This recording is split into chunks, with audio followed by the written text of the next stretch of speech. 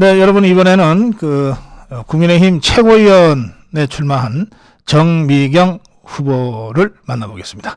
네, 후보님 안녕하세요. 네, 안녕하세요. 예, 오랜만입니다. 네, 오랜만입니다. 예, 제가 궁금한 것도 많고 또 우리 시청자들께서 질문해 달라고 하는 주문도 많습니다. 아무리 급해도 네. 전당대회에 출마하게 된 출마의 변은 좀 저희들이 먼저 드려야 되겠습니다. 자, 우리 시청자들께 왜 최고위원에 출마하셨는지 말씀 좀 부탁드립니다. 예, 저도 이제 나이를 먹어가면서 자꾸 성장하는데 박근혜 대통령 탄핵을 겪으면서 깨달은 게 있었습니다. 집권 여당의 경우 대통령을 지키는 것이 결국 당을 지키는 거고 나라를 지키는 것이라는 걸 깨달았거든요. 네. 그래서 내년 선거가 너무너무 중요합니다. 다 아시겠지만. 그래서 지금 민주당의 하는 여러 가지 행태를 보면 이 날로 기술, 정치 기술화되고 있는데 가짜 뉴스, 거짓 정보를 가지고 어떻게 도구로 삼아서 윤석열 정부를 공격하고 있거든요. 근데 이제 혼자 말로 싸우는 건 다 누구든지 잘할 수 있는데 지금 민주당의 전현직 국회의원들과 맞서 싸워서 소리를 지르는 것이 아니고 증거를 들이대면서 이길 수 있는 사람이 누구일까? 저는 훈련된 정미경이라고 생각을 했거든요. 근데 그 역할을 하기 위해서 보니까 제가 지금 현직 국회의원이 아닙니다. 그래서 지도부에 들어가서 최고위원으로서 싸워야 더 어떻게 보면 민주당이 무시하지 않을 거다라는 그런 생각이 들었고요. 그래서 어렵게 또 결정을 한 겁니다. 그 다음에 두 번째는 다 아시겠지만 내년 이제 총선에 공천 문제가 있습니다. 아마 구비마다 말로 다 하지 못하는 어려움들이, 갈등들이 우리에게 있을 거예요. 근데 그걸 사실은 초보는 잘 못합니다. 나름대로 산전수전을 다 겪고 당의 입장과 돌아가는 걸 다 아는 사람이 언론에 나오지 않는 수많은 갈등들을 조정하고 타협하게 만들어주고 그 이야기를 다 들어주고 할 수 있는 사람. 아무리 생각해도 저는 저라고 생각했던 거예요. 당은 그래도 위아래가 있어야 되고 맏며느리 역할할 사람도 필요한데 그게 제일 잘할 사람이 제가 자신이 있어요. 제가 잘할 거라고. 그래서 또 나왔습니다. 그래서 우리 윤석열 정부를 돕고 보호하고 우리 당을 보호하고 결국 나라를 보호하는 그 역할을 제가 감당하고 싶었습니다. 왜냐하면 정미경이 있으면 다 안심이 된다고 해요. 그래서 여러분 믿어주세요. 잘하겠습니다. 예. 예, 제가 우리 국민의힘 당원협의회 이제 당원 교육들 있잖아요. 네. 거기 가끔 불러서 가보면 제 앞이나 뒤에 우리 정미경 후보가 연설할 때가 있어요. 네. 그러면 이 단상에서 포효하는 모습을 가끔 뵀는데 오늘은 우리 출마의 변을 아주 조곤조곤하게 말씀을 하시네요. 네, 제가 너무 길었죠. 아닙니다. 그게 아니고. 근데 이제 정명 후보가 지상파 종편에서 이 좌파 스피커들, 좌파 패널들, 좌파 정치인들하고 여러 수천 전을 하셨죠? 네, 진짜 많이 했습니다. 네. 저 좌파들이 정미경 나온다 그러면은 좀 피할 것 같은데. 네, 맞아요. 그런다고 해요. 예. 네.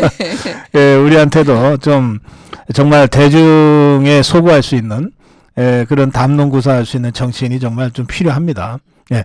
그런데 아까 말씀 중에 박근혜 대통령 탄핵을 말씀하시면서 대통령을 지키는 것이 나라를 지키는 것이다라고 하는 깨달음을 다시 얻게 됐다 이런 말씀하셨잖아요. 네, 굉장히 중요한 말씀이세요. 네. 최근에 좌파들이 이상민 장관을 탄핵해보고 또 6년 전에 우리가 박근혜도 탄핵했다 이러면서 윤석열 대통령을 탄핵하려고 지금 분위기 띄우고 있는 것 아닙니까? 네, 박지원 전 국정원장이 네. 박사님 지금 말씀하신 얘기를 방송에서 했습니다. 자기 입으로. 네. 그러니까 이 좌파들이 여차직하면 정말 윤석열 대통령도 탄핵해서 끌어내릴 수 있다. 탄핵을 일단 하면은 정권은 그냥 굴러 들어온다. 그렇게 생각. 이렇게 믿고 있죠. 네. 왜냐하면 더군다나 지금 자기네들이 다수당이기 때문에. 네. 예, 그거를 어떤 방식으로 어느 때든 자기네가 꺼냈을 수 있다고 네. 믿고 있습니다. 그러니까 만약에 윤석열 대통령 탄핵을 향해서 움직인다면 내년 총선 전이 되겠네요. 총선 후에는 의석이 어떻게 될지 모를 테니까. 네, 근데 이제 왜냐하면 총선이 앞두기 때문에 어떻게 예. 보면 함부로 못 쓰니까 지금 이상민 장관 갖고 그러는 거죠. 왜냐하면 예. 민심의 향배가 역풍을 맞아버리면 그렇죠. 총선에서 완전히 본인들이 심판을 받게 되잖아요. 네. 그래서 저는 이번에 이상민 장관 탄핵을 네. 한 거 아닌가라는 생각이 들어요. 윤석열 대통령 탄핵이라는 칼을 함부로 빼들지는 그렇죠. 못하니까 예. 이상민 장관을 대신 네. 꽁 대신 닭이다. 네, 그래서 국민들의 마음을 이제 한번 살펴보려고 했던 것이 아닌지 네. 눈치는 보고 있는 겁니다. 예. 예. 어떠세요? 이제 방송에 나가면 이제 우리 시청자들의 반응들이 있잖아요. 네네. 또 지금 그 전당대회 때문에라도 지역에 다니면서 우리 자유파 유권자들을 만나시잖아요. 네네. 지금 좌파들에 대한 우리 자유파의 인식, 또 지금 쭉 말씀하신 좌파들의 그런 음흉한 계략, 예. 이것에 대해서 우리 자유파가 얼마나 긴장하고 제대로 인식하고 있는 것 같습니까? 아니 제가 볼 때는 그 당원들 되게 수준이 높으세요. 어, 그리고 저도 깨달았다고 그랬잖아요. 네, 그것처럼 사실은 당원들도 5년간의 그 문재인 정권을 경험하면서 이게 음, 몸으로 체득한 거라고 저는 생각이 되는 거예요. 네. 다 알고 계십니다. 음, 우리가 생각하는 것보다 더 많이 알고 계시는 것 같아요. 그래요. 그럼 다행이죠. 네. 예. 마침 오늘 정광훈 대표가 나오셔서 이제 바로 그런 좌파들의 음흉한 계략이 꿈틀대고 있다. 그리고 이거는 사실 작년 대선 전부터 질 경우에 컨틴전시 그 비상 계획으로 수립됐던 거다 이런 말씀을 하셨고 그게 지금 가시화되고 있는 상황이라 3월 1일 광화문에 우리 자유파 국민들이 전부 모여서 그 좌파들이 아예 그런 이 꿈도 꾸지 못하게 좀 쐐기를 박아야 되겠다. 뭐 이런 말씀을 하셨어요. 지금 국민의힘과 우리 자유파가 손을 잡고 투쟁한다면 좌파들이 무슨 그 계략을 꾸미든 흉계를 꾸미든 능히 물리칠 수 있다고 생각하는데 중요한 것은 이 고리가 잘 만들어지지 않고 또 국민의힘에서는 자꾸 우리 광화문에 나오는 자유파 국민들과 좀 거리를 두려고 하는 움직임도 좀 보이고 그러거든요. 최고위원 후보로서 그 점은 어떻게 생각하십니까? 이제 선거를 앞두고는 네. 사실은 이제 전략과 기술이라는 것도 있으니까요. 네. 그런 부분을 이제 고려를 해서 네. 일단은 무조건 이겨야 되는 거잖아요. 그렇죠. 내년 총선은 네. 박사님 더 잘하시잖아요. 네. 그러니까 그런 부분을 잘 해가지고 조정하고 또 화합하고 뭐 통합하고 이런 방안들을 만들어내야 되겠죠. 그 말씀을 완곡하게 하셨는데 사실은 이제 전략적으로 보면 따로 또 같이 전략이 참 위력적이거든요. 그렇죠. 예, 따로 가는 것처럼 보여서 이쪽 공격하는 게 바로 이쪽을 공격하지는 못하게 만들어 놓고 그러나 결과적으로는 함께하는 네. 이러려면 사실 뭐 상당한 정치력이 필요한데 저는 아버지로부터 어렸을 때부터 그 전쟁에 관한 얘기를 너무 많이 들어가지고 맨날 어떻게 하면 이기느냐 예. 이런 걸 했기 때문에 제가 예. 그런 표현을 아마 쓰는 것 같습니다. 알겠습니다. 아버님 말씀하셨는데 지금 돌아가셨습니까? 네, 돌아가셨습니다.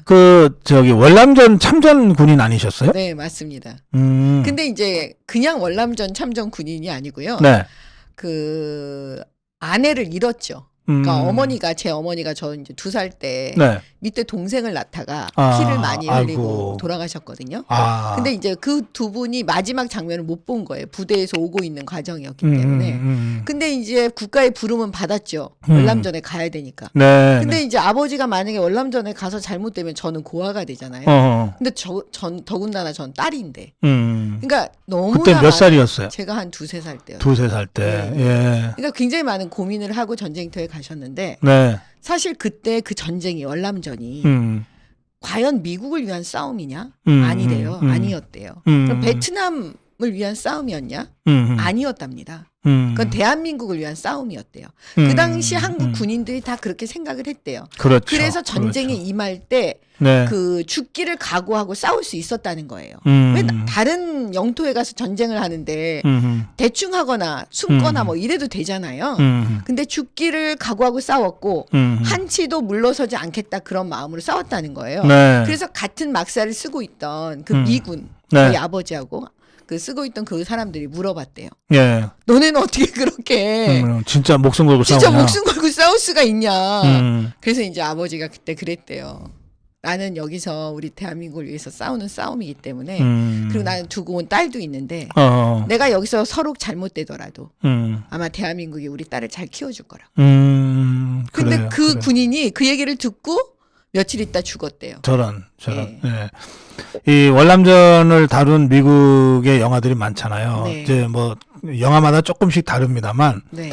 이 상당히 많은 영화에서는 이 월남전에 참전한 미군들이 어쩔 수 없이 왔고 네. 그리고 그래서 뭐 대충 하는 그런 장면들도 나오거든요. 그게 예. 주 테마인 영화는 없지만 예. 이제 그것도 분명히 영화에 그런 장면이 삽입될 정도로 당시 분위기를 보여주는 건데 네. 우리 한국군 국군은 네. 처음부터 전혀 그렇지 않았다는 겁니다. 네, 맞습니다. 그 아버님은 그래서 그 월남전 참전하시고 돌아오셨어요? 네, 돌아오셨어요.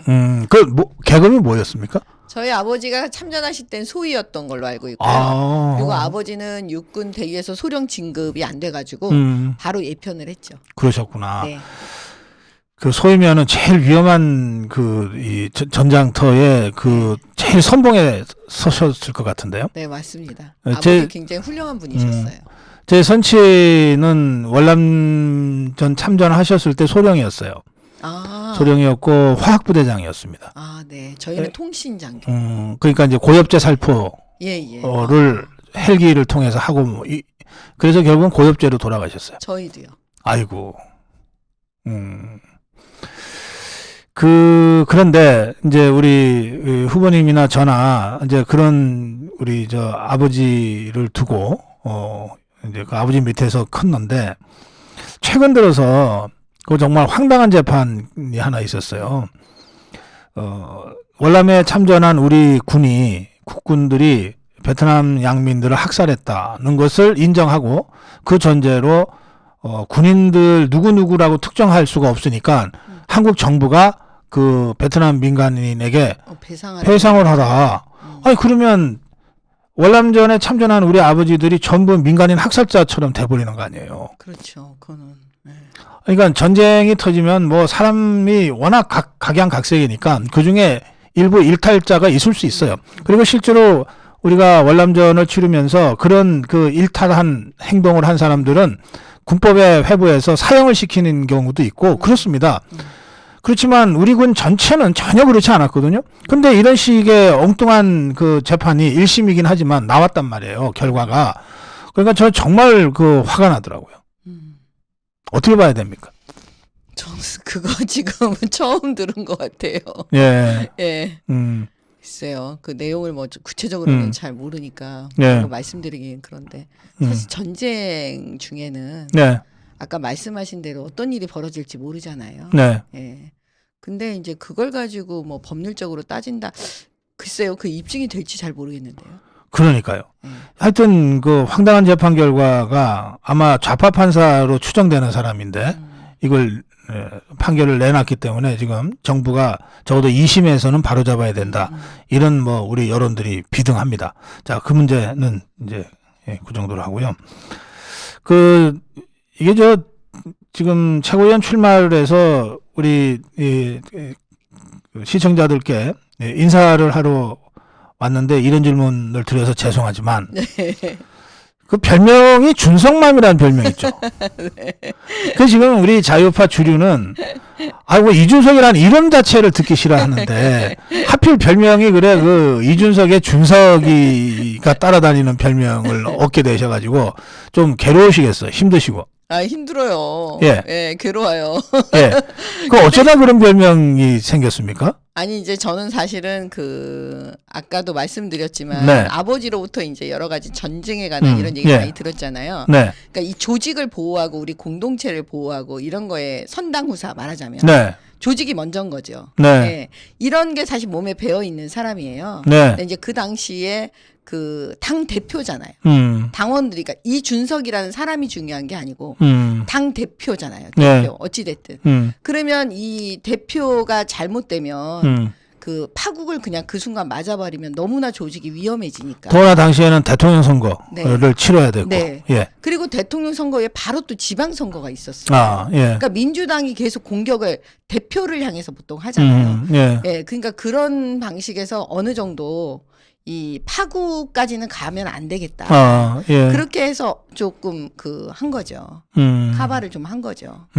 그런데 뭐 오해를 많이 받았지만 네. 결과적으로 정미경이라는 사람이 어떤 사람인지 시간이 지나면 네. 이 사람은 원래는 조직이 먼저인 사람이구나. 좀 막으려고 했었구나. 네. 이렇게 다 알아주실 거라고 저는 봐요. 박사님이 저 이렇게 알아주시는 것처럼.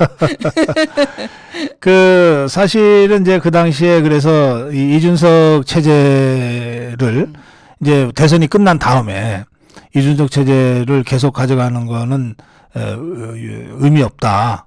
뭔가 변화가 필요하다. 그래서 이제 이준석 체제가 붕괴되고 새 비대위를 거쳐서 지금 이제 정상지도부 구성을 위한 네. 전당대회를 하고 있지 않습니까? 네, 네. 근데 그때 그 붕괴되는 과정도 참 쉽지 않았어요.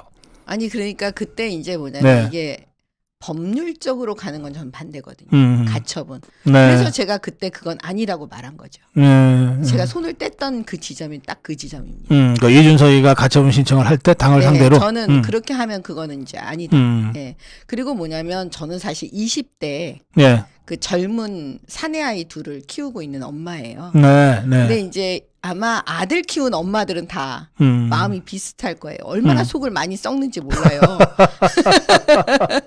그런데 그거를 믿다고 어떤 때는 정말 아유 막 거의 속에서 끓지만 그게 좀 훈련이 많이 돼 있어요. 네. 이 아들 키우다 근데 그 둘이나 키웠잖아요, 제가. 그래서 이제 그 어떻게 보면 좋은 길로 좀 선배로서 네. 인도도 해주고 싶고 옆에서 계속 그 좀 뭐라 그럴까요?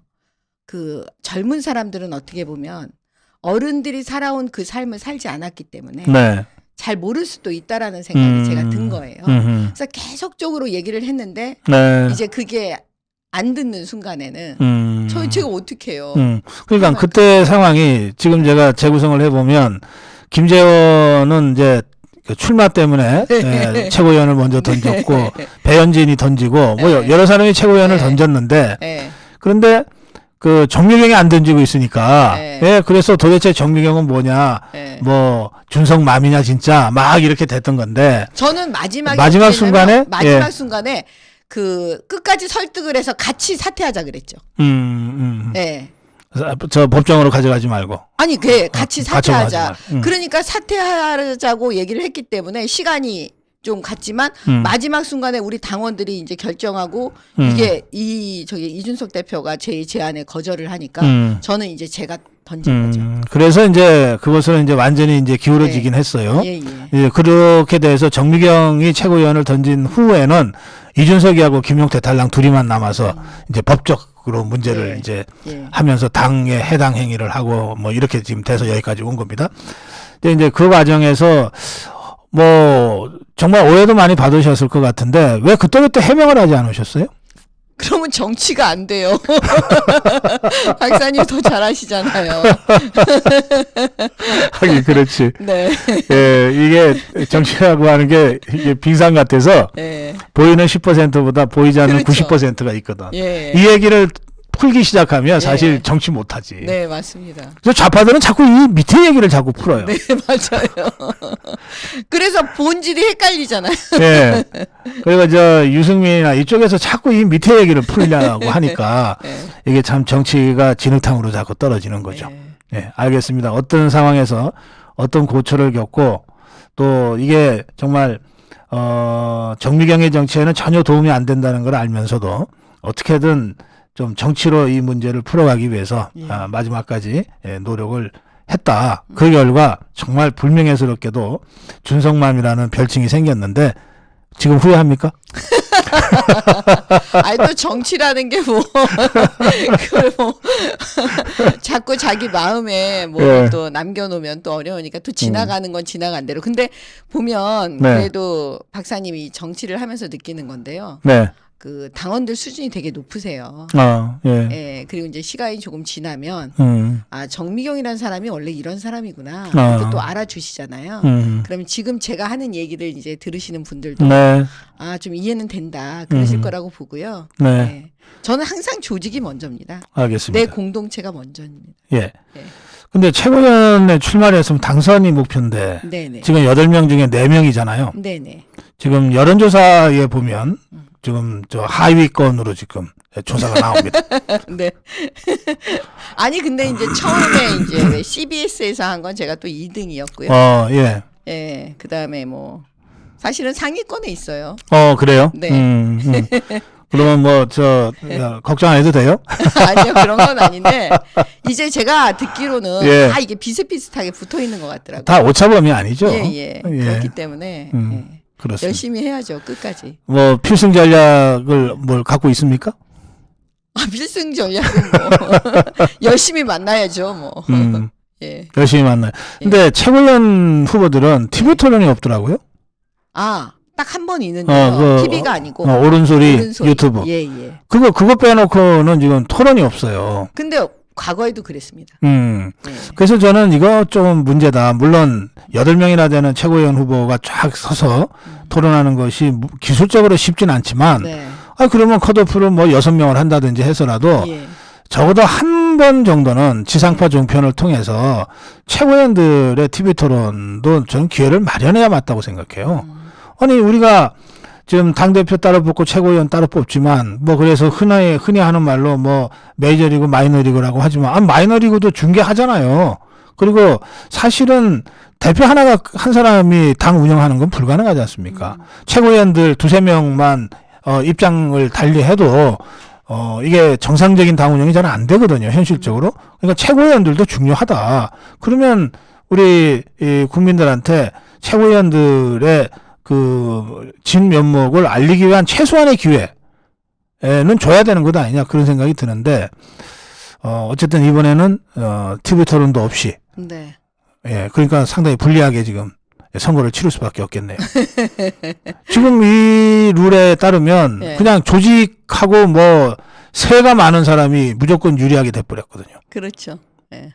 그러다 보면 이 룰이 다음에도 간다 그러면은 열심히 세 만들고 조직 만드는 일을 하지 뭐 누가 정말 대중적으로 정치적인 어떤 담론을 구사한다거나 좌파들과 뭐 지상파 정편에서 뭘 싸운다거나 이런 일을 하겠어요? 이번에 컷오프 될 때 보니까 제가 보기에는 진짜 그 좌파들하고 치열하게 싸우는 박성중 의원 이 방송통신 쪽에서 보니까 방통위가 더불어민주당 최고위원이 4명이더라고요. 방통위 위원이. 네. 그리고 박성중이 유일하게 거기 재선이면서 간사하잖아요. 그래서 제가 잘 알아요. 얼마나 치열하게 싸우는지. 근데 이 사람 컷오프에 떨어져 버렸어요. 그러면 누가 의정활동 열심히 하겠냐고요. 그거는 이제 뭐 인지도 문제도 있고요. 예. 또 여러 가지가 있으니까. 예. 글쎄요. 그게 인지도라는 게 제가 해보니까 네. 그 단시간에 그게 생기질 않더라고요. 그렇죠. 예. 그러니까 이제 오랜 시간 사실 네. 방송을 많이 하고 네. 싸우고 이래서 이제 각인되고 막 이래야 되니까 그런 인지도 높은 사람들한테는 조금 유리한 것 같아요. 유리하죠. 예. 우리 정미영 후보는 상대적으로 인지도가 좀 높은 편 아니신가요? 예. 그래서 처음에 아마 여론조사 했을 때 아마 그 2등 한 것 같아요. 네. 예. 합동 연설에는 같이 다니시죠? 그럼요. 당대표 예. 후보와 최고위원 후보들이 예, 맞습니다. 같이 다니시니까 당원들 많이 만나실 텐데 네. 우리 정미영 후보한테는 어떤 말씀들 많이 해주십니까? 걱정된다 그래요. 아. 이 전당대 이후가 예. 너무 걱정된다. 후유증이 있을 거다.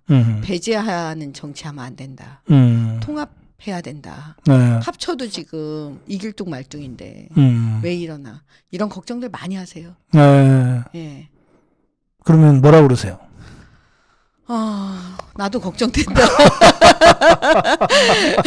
그런데 제가 이제 그 얘기를 하죠. 예. 왜냐하면 그 지금 당대표 후보로 나와 있는 분 네. 늘 전부 다 합쳐서 한 사람으로 만들어버리면 좋겠다. 서로 강점들이 다 달라서. 네, 다 강점들이 있잖아요. 예. 딱 해갖고, 그러니까 원팀으로, 그러니까 그게 불가능하니까 음. 이분들이 이 선거 끝나고 나도 누가 당대표가 되든 네. 그 원팀을 만들면 우리는 이길 수 있다. 총선에서. 예. 그러니까 이 예. 원팀 만드는 노력을 너무 해야 되는데 사실은 지금 언론에서 저를 친윤도 아니고 뭐 비윤도 아니고 이렇게 만들어 놨더라고요. 사실은 뭐 다 친윤이거든요. 네. 박사님 아시겠지만 옛날에 친박 친이하다가 우리 완전 망했잖아요. 네. 그러니까 절대 그거 하면 안 되는데 지금 당원들이 그거 되게 걱정하거든요. 네. 근데 어찌 됐든 저는 이제 그 어느 계파에도 속해 있지 않다. 저 스스로도 그렇게 생각을 하거든요. 저의 네. 계파는 국민의 힘이에요. 음흠. 당이에요, 당. 네. 그래서 그 저 같은 사람이 잘 버무릴 수 있는 거 아니냐. 네. 자유롭게 여기도 좀 두들겨주고 뭐 이런 식으로 해갖고. 그래서 원팀 만드는데 정미경이 필요하지 않나. 네. 그래서 그렇게 말을 해요, 제가 당원들한테. 네. 최고위원이 되면 뭘 하고 싶으세요? 지금 방송 싸우는 거 해야죠. 예. 근데 제가 초반에도 말씀드렸지만 그 민주당이 제가 현역 국회의원이 아니잖아요. 네. 근데 저는 대부분 지금 현역 국회의원이나 전직 국회의원하고 싸우고 있거든요. 네. 그러니까 저는 이 지도부, 최고위원 이 자리가 필요한 거예요. 더 잘 싸울 수 있고, 네. 그 다음에 상대가 그 무시하지 않도록 하기 위해서. 네. 네. 네. 그렇죠. 네. 되게 방송에서 여야 패널 또는 이 우리 자유파와 좌파 패널을 부를 때 격급이라고 하는 걸 맞추니까 네. 저쪽에 최고위원이 나오면 이쪽에도 어쨌든 최고위원이 나가야 돼요. 그렇죠. 예. 여기 정미경 후보가 나가면 저쪽도 아마 전직 의원 중에서 뭐 고르려고 할 거고. 네, 네, 맞습니다. 이제 그렇게 되니까 네. 실제로 저쪽에 스피커는 현역들이 많은데 네, 맞습니다. 그 싸움에는 정미경 후보가 이제 방송의 그 이 편성 때문에 잘 나가기 어렵고. 아니, 근데 이런 게 있더라고요, 예. 지금. 저쪽에선 현역이 나오는데, 우리 쪽에서 나갈 현역이 없는 거예요. 그러니까. 그래서 제가 늘 나가요. 대타로. 예, 대타로.